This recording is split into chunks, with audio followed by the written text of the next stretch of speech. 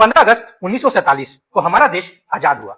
आजादी ने बहुत लोगों की उम्मीद जगाई, पर कुछ ऐसे सेक्शन थे सोसाइटी में जिन तक इक्वालिटी, जस्टिस और उनका हक उन्हें नहीं मिल पाया। तो यहीं से हम समझेंगे नक्सलाइट मूवमेंट को। नक्सलाइट मूवमेंट, पहले जानते हैं इनका एम क्या था। ये चाहते थे कि इंडिया के जो सोशल और पॉलिटिकल सिचुएशन है उसको पूरी तरीके से बदल देना। They never believe on the parliamentary democracy. उन्होंने माओ जेडोंग का रास्ता चूज किया। वो क्या था? Power flows from the barrel of the gun. That means by using the violence they will change the current situation और current power in the country. पर ये ऐसा क्यों हुआ? क्या एक दिन में लोगों ने ये जो रिवॉल्यूशन की नींव रख दी? नहीं। आजादी के बाद भी बहुत सारे लोग थे, जो बहुत सारे फार्मर्स थे, उन्हें उनका हक नहीं मिला।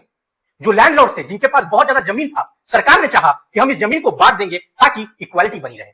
पर सरकार ने नियम तो लाए 1953 में स्टेट्स एक्विजिशन एक्ट, उसके बाद 1955 में लैंड रिफॉर्म्स एक्ट। पर ये फेलियर हो गया किसका? ये दोनों एक्ट का। ये ग्राउंड लेवल पर काम नहीं कर पाए। जिनके पास पावर थे, लैंडलॉर्ड्स, उन्होंने अपने जमीन को मैनिफाइड वे में अलग अलग नाम पे ट्रांसफर कर दिया और सिचुएशन जो थे नॉर्मल फार्मर्स के वो नहीं सुधरे। तो कम्युनिस्ट पार्टी ऑफ इंडिया ने किसान सभा का नींव रखा। किसान सभा में उन्होंने क्या किया? लोगों की प्रॉब्लम को सुनी और जो उनके पार्लियामेंट में एमपी बैठे थे, सीपीआई मतलब कम्युनिस्ट पार्टी ऑफ इंडिया के, उन तक ये बात को पहुंचाया और इस उनके हक के लिए पार्लियामेंट में आवाज उठाई। बहुत अच्छा किसी ने कहा कि हमारे देश में लॉ तो बन जाते हैं, बट पॉलिटिकल विल और जो कैपेसिटी, एडमिनिस्ट्रेटिव कैपेसिटी हमारे पास उस चीजों को इंप्लीमेंट करने की होती नहीं है। तो देखिए यही हुआ। 1953 से लेकर 1964 आ गया और इनका जो सोसाइटी, मार्जिनलाइज सोसाइटी थी, उन्हें कुछ नहीं मिला। ना उन्हें लैंड मिला और ना उन्हें खाने को अच्छे से मिला। और इसी ने क्या कर दिया?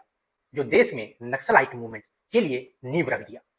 चारू मजूमदार जब 1964 में कम्युनिस्ट पार्टी में स्प्लिट हुआ, सीपीआई और सीपीआई-एम मार्क्सिस्ट बना। चारू मजूमदार ने किसान, जो विलेजेस लोगों को इकट्ठा किया, उन्होंने बोला वी वांट पावर और हम जो लैंडलॉर्ड्स हैं उनके खिलाफ रेजिस्टेंस करेंगे। और उन्होंने लोगों को यूनाइट करना शुरू किया और यही यूनाइट होना सबसे बड़ा मूवमेंट का कारण बनता है।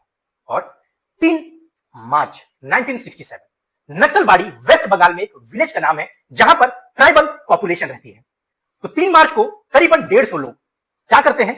उन्होंने लाठी, बोझ और एरो लिए और उन्होंने लैंडलॉर्ड्स के जाकर ग्रेनरी से पूरे जो ग्रेनरी में जो अनाज थे उनकी चोरी की। और इन लीडर के साथ कानू सन्याल थे, जिन्होंने एक प्रोपेगेंडा फैलाया कि अब हमने आर्म्ड स्ट्रगल स्टार्ट कर दिया है लैंडलॉर्ड्स के खिलाफ में और ये जो मूवमेंट है पूरे इंडिया में फैलेगा और हम क्या करेंगे? जो लैंडलॉर्ड्स के खिलाफ लड़ाई करेंगे। और यहीं से नक्सलाइट मूवमेंट की शुरुआत होती है।